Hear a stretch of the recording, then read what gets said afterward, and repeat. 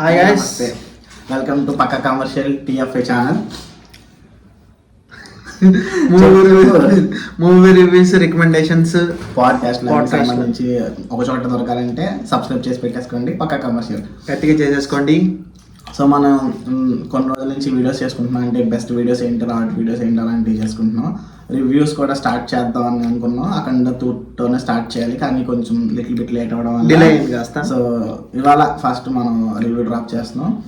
So first మనం మాట్లాడుకునే cinema Isha the horror అనుకుంటే బిగ్గెస్ట్ హారర్ అని చెప్పి ప్రమోట్ చేశారు.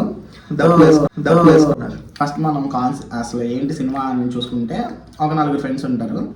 వాళ్ళు హెబ్బా పటేల్, ఇంకా మొత్తం అఖిల్ జరిగి ఓకే వాళ్ళు 4 ఫ్రెండ్స్ దెయ్యాలు భూతాలని చెప్పి స్వామీజీలని వాళ్ళని ఎక్స్పోజ్ చేసి, ఆ పేరుతో చేసే దాని వాళ్ళని ఎక్స్పోజ్ చేసి వాళ్ళు అది లేవు అని చెప్పి చెప్తా ఉంటారు.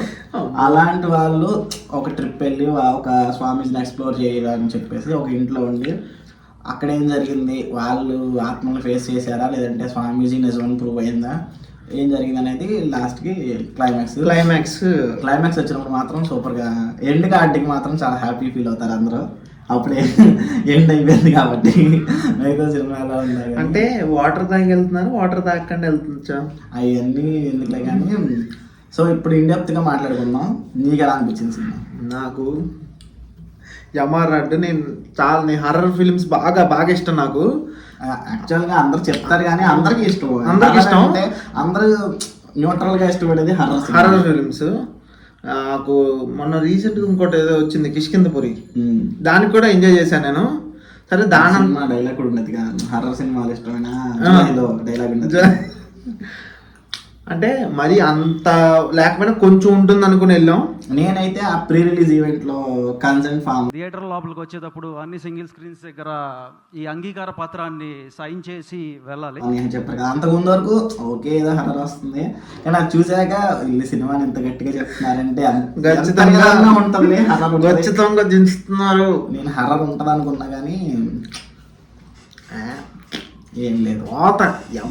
అసలు 2-3 సీన్లు ఉంటాయి లైట్ గా, ఏదో అది కూడా హర్రర్ సినిమా అంటే ఇప్పుడు చుట్టుపక్కల జనాలు ఉంటుంటే భయపడతారు, వీళ్ళు పక్కన వాళ్ళు భయపడతారు, అమ్మో మనం కూడా భయపడాలా అనే ఫీల్ వచ్చేస్తుంది తప్ప మనకి హర్రర్ అనిపించే సీన్లు కానీ జంప్ స్కేర్లు కానీ ఏం లేవు అసలు, చాలా తక్కువ.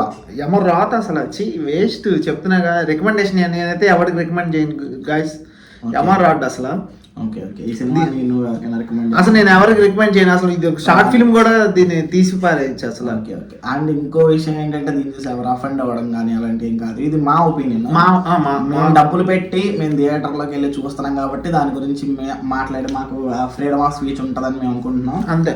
సో దాని గురించి మేము మాట్లాడుతున్నాం, అంతేగాని ఇది మిమ్మల్ని వెళ్ళొద్దని కాదు, మీరు చూడొద్దని కాదు, అలాగని చూడమని చెప్పడం రెండు మేము చేయం అంతే. సో మేము మా పర్సనల్గా ఎవరికైనా ఫ్రెండ్స్ కానీ ఫ్యామిలీ రికమెండ్ చేయాలి అంటే నో అని చెప్తాం. మేము ఫీల్ అయింది మాత్రమే చెప్తున్నాం. ఇది ఓన్లీ మా ఒపీనియన్ మాత్రమే. మేము చూసి మేము బాధపడి మేము భరించగలిగాము. మీకు ఎవరైనా పగ ఉంటే, ఎవరికైనా కక్ష ఉంటే వాళ్ళు మాత్రం తీసుకెళ్ళచ్చు, ఎంజాయ్ చేస్తారు వాళ్ళు.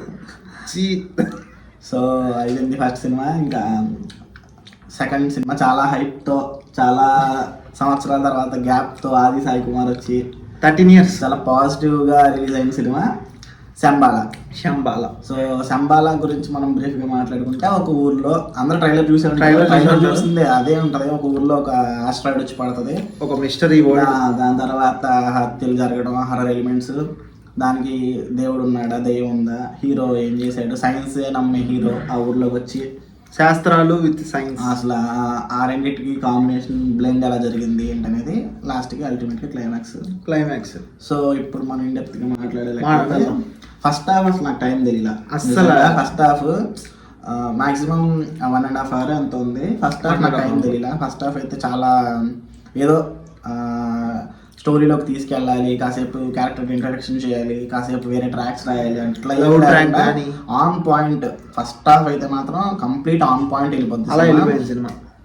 సెకండ్ హాఫ్కి వచ్చేసరికి ఒక బిట్ లాగ్ అవుతుంది, కొద్దిగా రిపిటేటివ్ సీన్లు పడతాయి.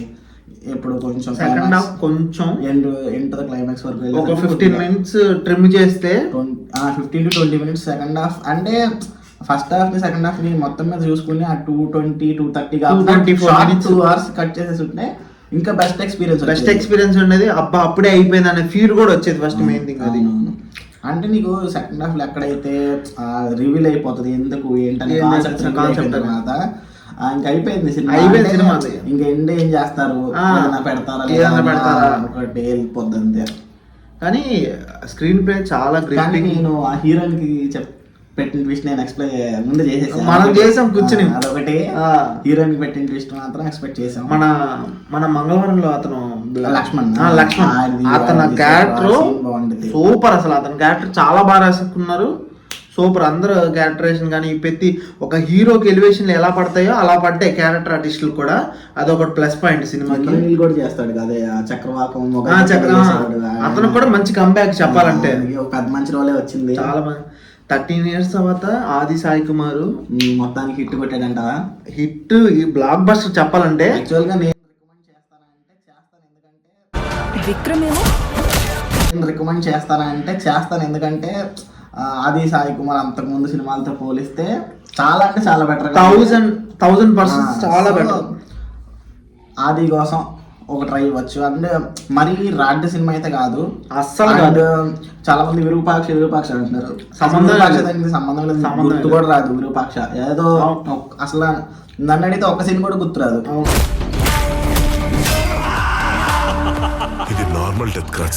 విరూపాక్షకి సంబంధించి దానికి దీనికి అసలు కంపారిజనే లేదు. మెయిన్ నాకు బాగా నచ్చింది ఏంటంటే స్టోరీ టెల్లింగ్ అనేది అసలు మెయిన్ ప్లస్ పాయింట్ సినిమాకి.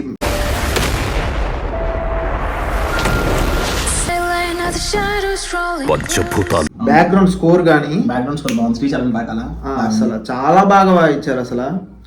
కాకపోతే ఆది క్యారెక్టరేషన్ చాలా బాగుంది. మెయిన్ చాలా బాగా రాసుకున్నారు. విక్రమ్ మంచి కంబ్యాక్ చెప్పాలంటే. నిజమైన ట్రూ కంబ్యాక్.